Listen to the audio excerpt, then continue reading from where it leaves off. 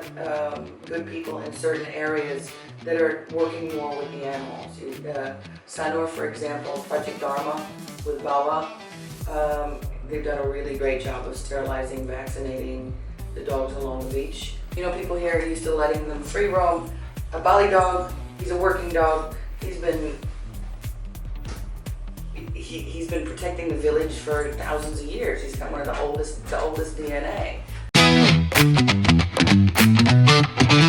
Network and connect. Go the extra mile with Alan and Eric.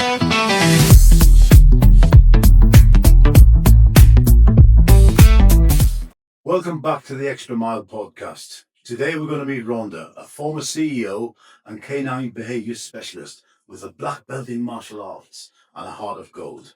After 2 decades leading in the financial software world across the US, Europe, and Asia, she left corporate life to co-found a luxury water sports center in Bali. When the pandemic sank the business, she turned her focus to rescuing and rehabilitating dogs. Now caring for 92 rescues, Rhonda uses world-class training methods to help troubled pups to find peace and purpose. This is the inspiring story of resilience, reinvention, and unconditional love on 4 legs. Let me introduce you to Rhonda and her assistant, Eddie. Nice to meet you, Rhonda. Nice to meet you.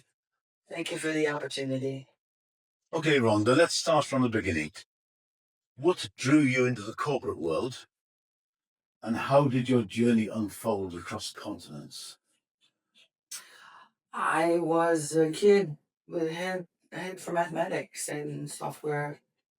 I was very good at math. I was very good at science. And back in the 80s, when I started university, computers were just literally getting started. I mean, I can remember using punch cards to program the computers in university. And it went from there. I then joined I was very fortunate.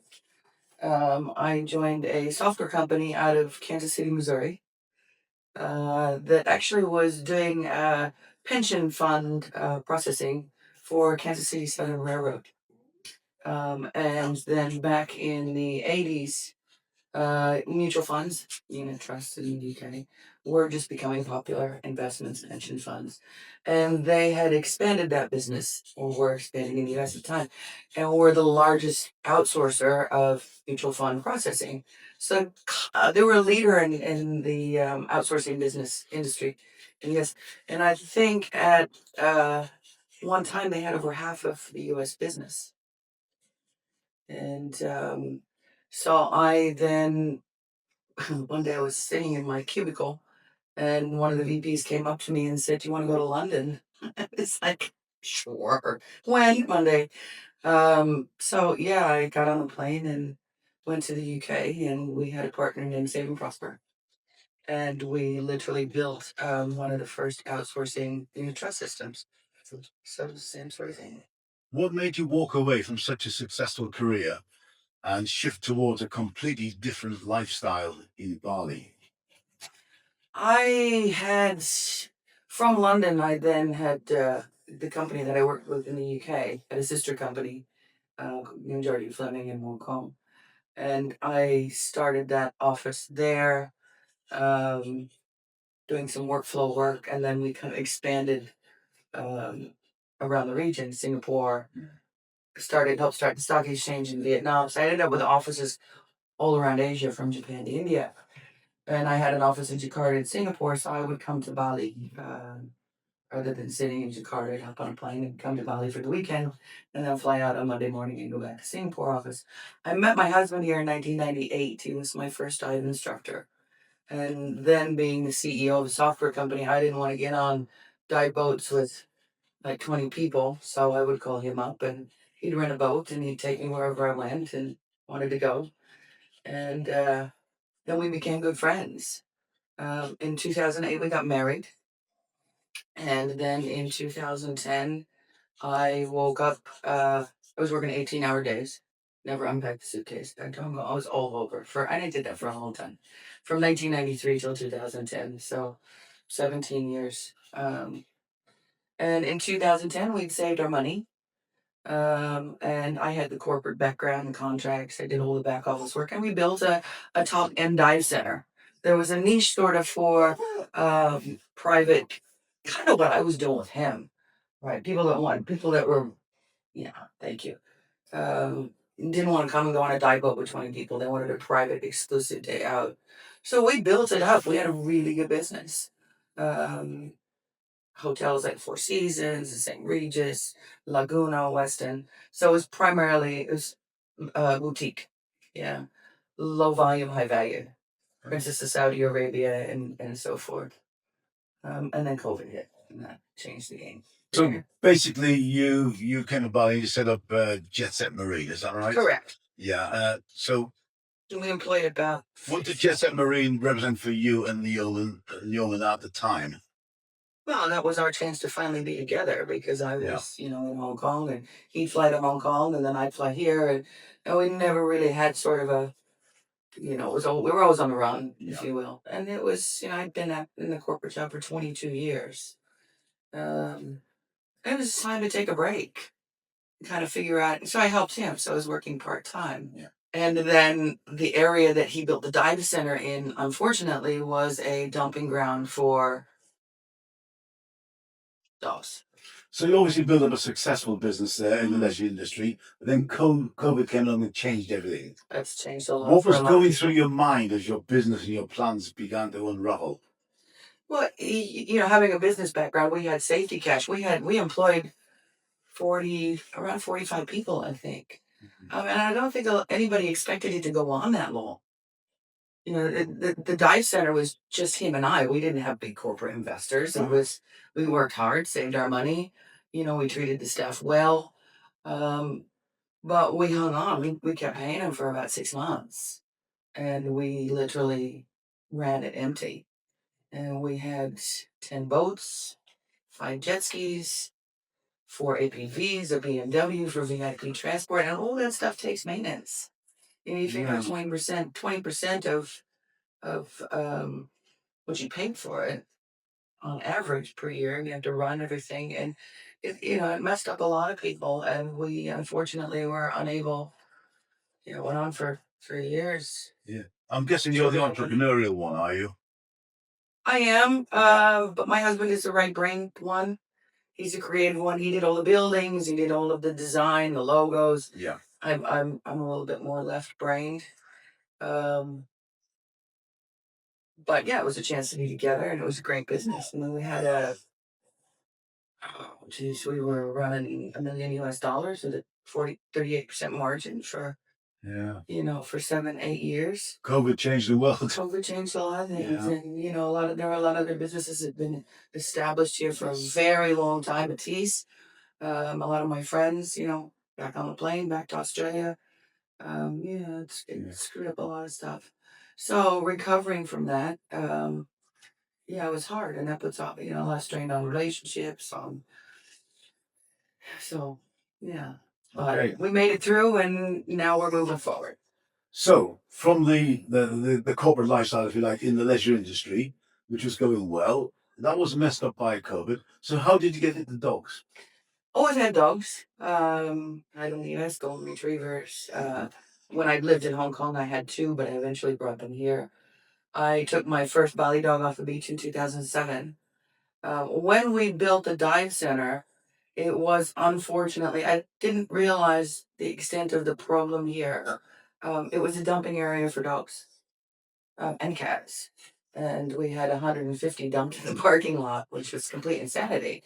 And to date, there's been about 500 dumped in my house, including him. So coming from that corporate background, Alan, I wish every office in the company that I work for is a very good, socially responsible company. Started by 2 guys back in the United States. Every office had to have a CSR program, corporate social responsibility. Yeah. You operated in that area, you had to give something back to your community. In Jakarta, we helped the orphanages. In Singapore, I think we were helping animals. In Hong Kong, we were helping schools. Yeah. So every single office that I ran had to have a CSR program. So we tried to do, I mean, we were on Bali TV. We tried to do cleanups with the trash. Unfortunately, there weren't a lot of companies that wanted to help us. You know, we did Earth Days and we were on TV. And I said to my husband, look, we have a problem because, you know, we finish work and there'd be another dump dog in the parking lot. And I don't know whether that was because I had dogs or, you know, I'm a foreigner, but anyway, I became a target. So I started a little program that was called Jet Set Pets. And what I did was once a month, I had a sterilization and vaccination day. Now, the island also has rabies, right? And that's fairly new to Bali. It came here in 2008. And rabies, 50% of um, humans that get contract rabies are children. So we also had a responsibility to keep our guests safe. Yeah. Um, so I started a sterilization and vaccination day, and I'm going to drop a vet's name here, Sunset Vet. Matt and his team are amazing. Actually, he's British. Um, they would contribute 5 vets free of charge every month. And I would sterilize in the dive center. We blocked off an area and people could come get complete vaccines and sterilize your pet for free. And you got a t-shirt. And my program was called Saya Bukan Orang Goblok. I think I forwarded you the rabies video that I did, which means was a little bit rude. I'm an idiot. But you would see these, think about it, you'd see these t-shirts on all the motorbikes. And I would get 80 animals. In the beginning, I had like 5, 10, you know. But the thing was, a lot of the dumping stopped. And you drive down the street and you'd see healthy pets.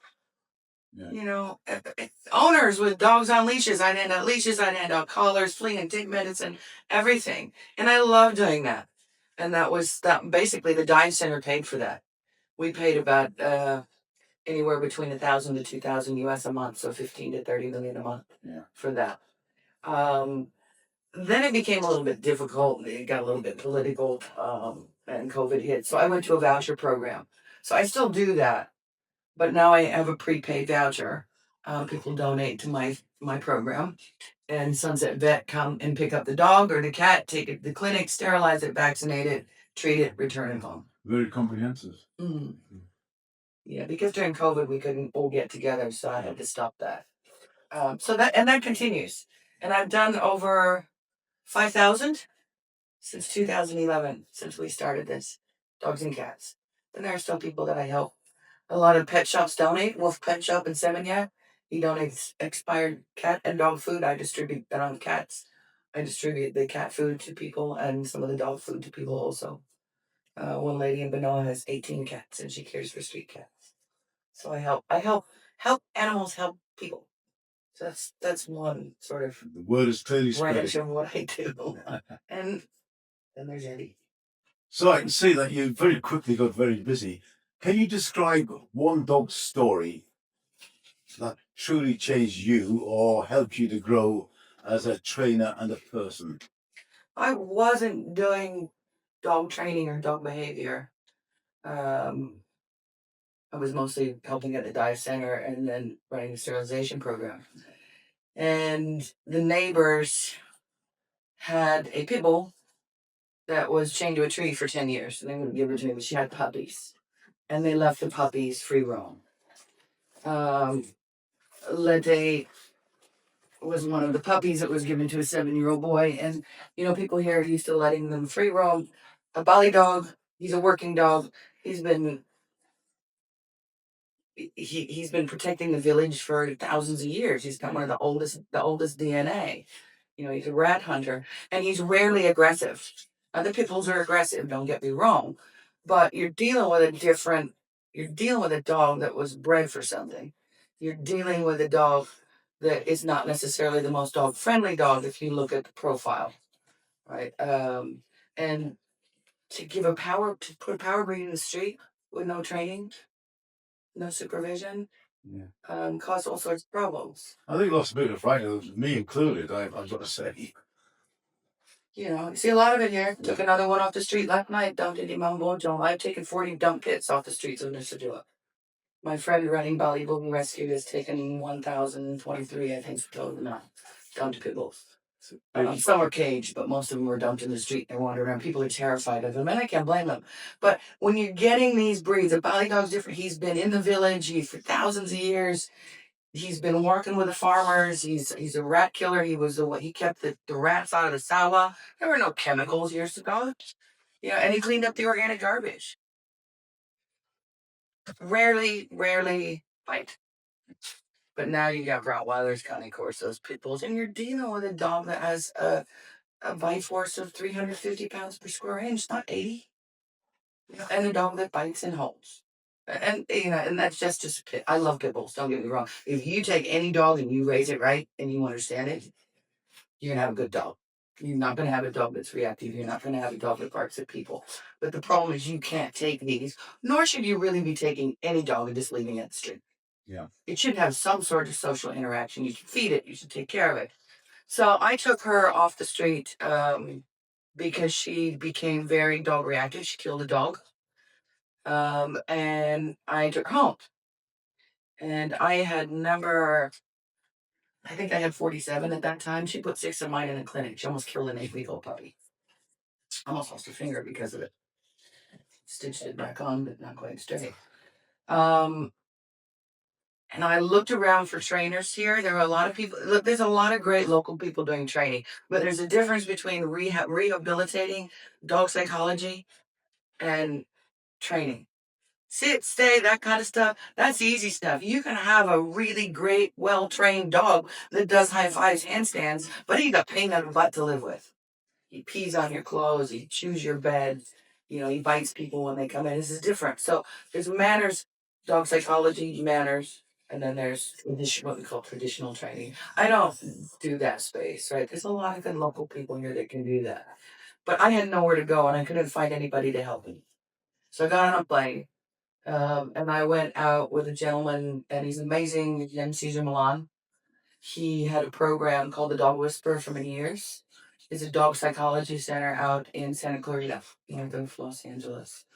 And I didn't go because he was a TV guy, because he was famous. I went, and 2 pit bulls locked onto each other, and 100 screaming tourists. So I went out to fix my own problem. And I spent 3 weeks out with him, and then went on to study with others after that. I wasn't doing dog training. I wasn't doing dog behavior at that time. And that was how I got into doing what I'm doing now. It's interesting to me. I know nothing at all about pit bulls, and apart from what I read in the press, which is generally negative, certainly in the UK where I come from, and you come across as someone who has a very practical viewpoint on it all.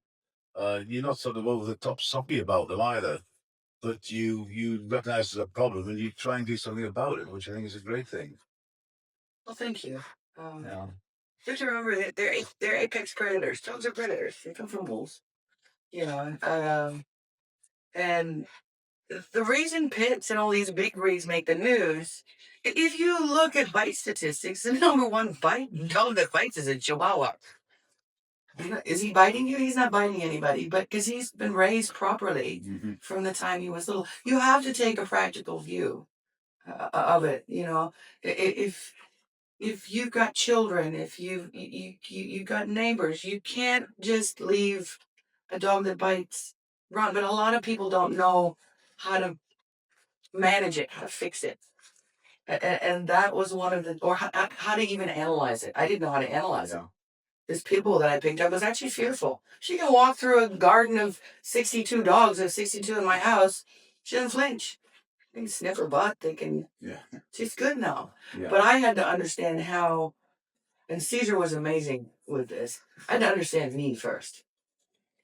Yes, it's as much about training the people as the pets. That's right. Yeah. And then you have to look at the dog, because if you look at the animal kingdom, and this was very useful. This is one of the things Caesar did when he was trying to help me fix my pit bull, my 2 pit bulls that had gotten into a fight. You look at animal kingdom, right? Species, human, species, dog. Yeah. So you're then you look at breed. Okay, you're British. I'm American. There's certain things that all Americans kind of were raised, certain things that Brits do. Yeah. So when you look at breed, you can't ignore the genetics, right? Certain breeds were born and bred for certain things. They took dogs with certain characteristics and said, "Hey, we'll breed this one because it's acting this way." We're all a product of nature, our experiences, and nurture. So you can't ignore the genetics. I get a lot of blue heelers that bite children's ankles. Well, they're herding dogs. It's a herding family. That's what they're born. They're sheep, sheep, cows, whatever. They want to herd stuff. Yeah. So if you don't give that dog its job, then he'll find a way to do what he needs to do. Do you have a hobby, Alan? I do, yeah. What do you like to do? I'm into rock music. Okay, I'm going to tell you, you can never listen to music ever again. Something's going to be missing, right? Yeah. Yeah. So that's your thing. Unless I go deaf, it's unlikely to happen. But you understand what I'm saying? That breed was bred for something. So if you're going to bring it into your home, Eddie wants to be part of the show. yeah, and Eddie's good. If you want to bring it into your home, bringing a Belgian Malinois into an apartment in New York City is complete insanity. That's a working dog, you know. Um, so, and then you look at the individual. What's the individual character of the dog? Front of the pack? Front of the pack, he's a natural born leader. He's going to challenge you. Mm-hmm. And each one in the natural dog pack has a job, right? He's a natural born leader. Middle of the pack, happy-go-luckies, like him, that's the easy ones. Not bossy, not fearful. Back of the pack, really sensitive. But each one has a purpose in the dog pack. Leading, hunting, protecting. And you just look at the characters. Some like toys, some like, and so you break it break it down that way, and then you can kind of see where you're at with the dog and how do I manage it or how do I fix it? It's the same as people, really. That's very right. Absolutely the same as people. So when you're looking at dog psychology, you're looking at the psychology of the dog, obviously. Just like a human, you wouldn't say, "Look, my human needs a psychologist, so I'm going to send him off for, swimming training." It doesn't work that way. Yeah. Right. So that's where the two of them differ, and that's where I help a lot of the rescues. I help Bali Bully Rescue with her pits. I help a lot of people that have taken dogs off the street because oftentimes if a dog is born to, say, for example, a street mother, she will teach the puppies to stay away from humans. So how do you get through that? So that I help a lot of adopted and rescued dogs. That's where my heart is. Okay. It's determined to be in the show. Yeah. So that's great information. It's a good story. What has this journey taught you about resilience and about the kind of strength you never knew that you had? I had a lot of didn't make me cry here. I had a lot of challenges in life, but everything that went on between losing the business and I have 92 dogs in my care, 150 dumped in my husband's dive center, another 500 in my house. Wake up in the morning, they'd be in the rubbish bin. Wake up in the morning, they'd throw them over the wall. Then you're trying to work, you lose the business, you don't have any income. And there were times where that was the hardest time of my life. The hardest time of my life. And to keep that energy, I go back to Caesar and I thank him, and to keep the only species on the planet that follows unstable energy are humans. The rest of the animal kingdom does not. So once you become unstable, depressed, upset, easy, irritable, which you do when you've got 200 million in dog related debt because you have no income. Yeah. Vet bills, food, everything.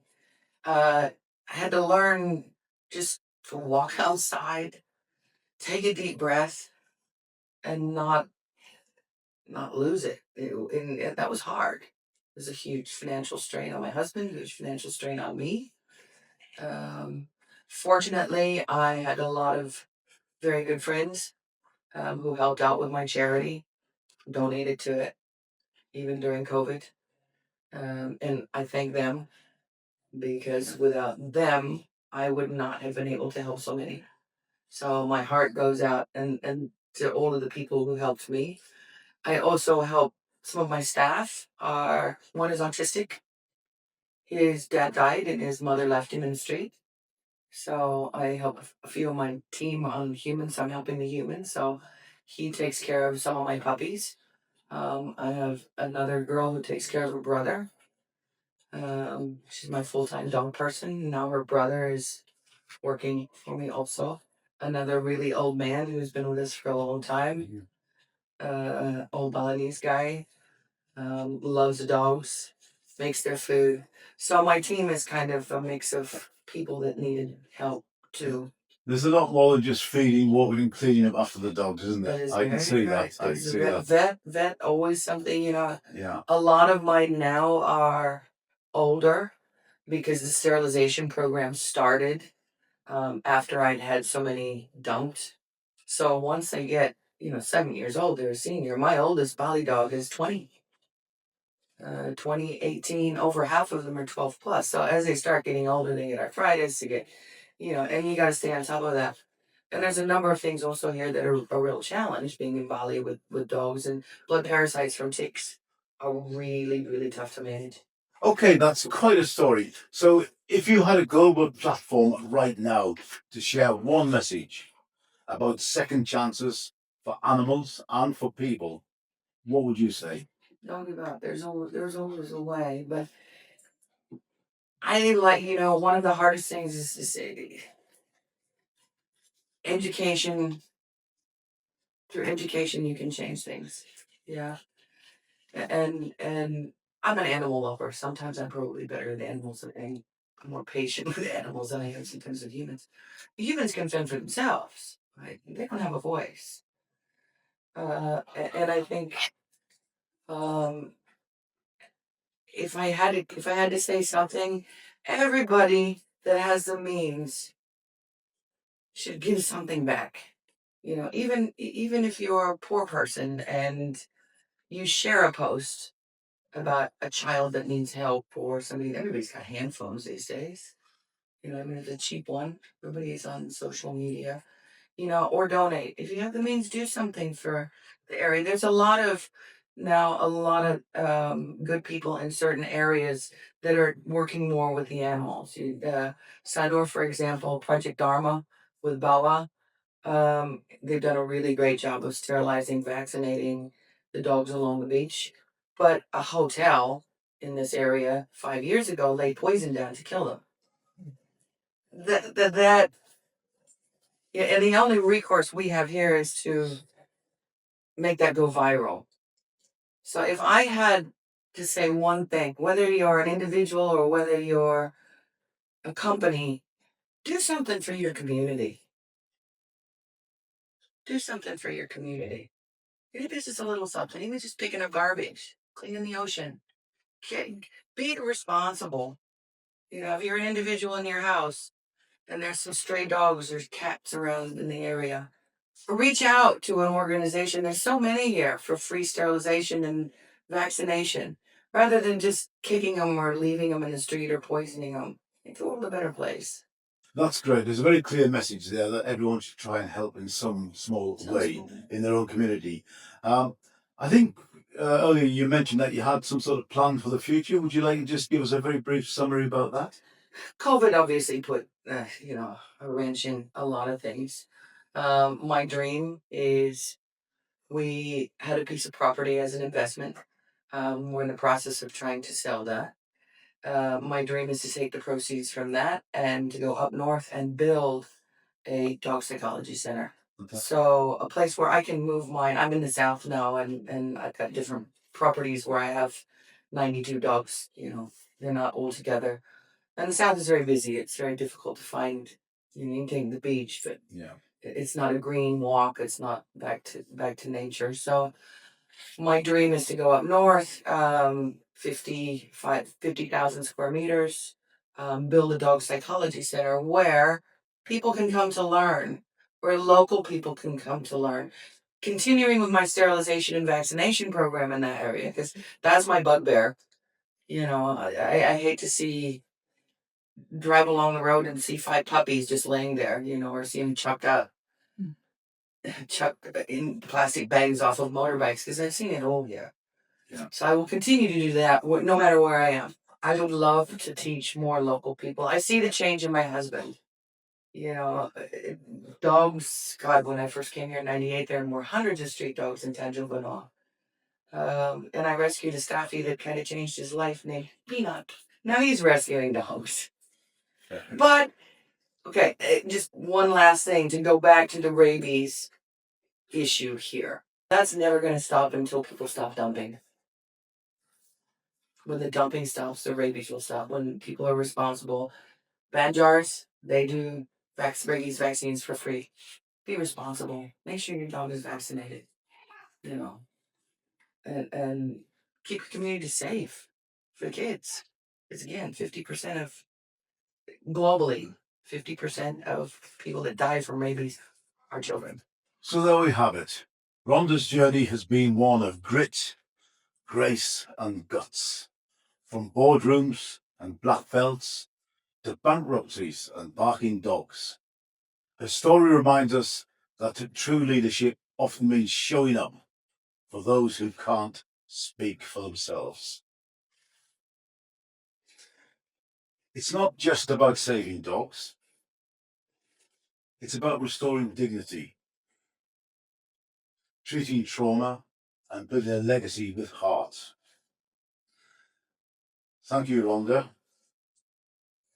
for proving that compassion is a calling.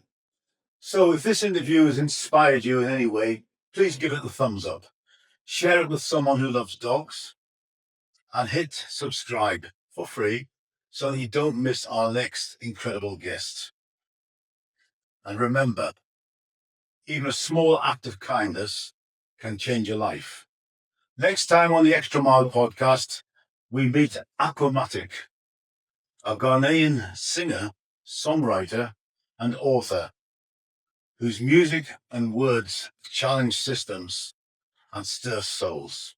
Don't miss this vibrant voice from West Africa who's turning rhythm into revolution. See you next time. Bye-bye.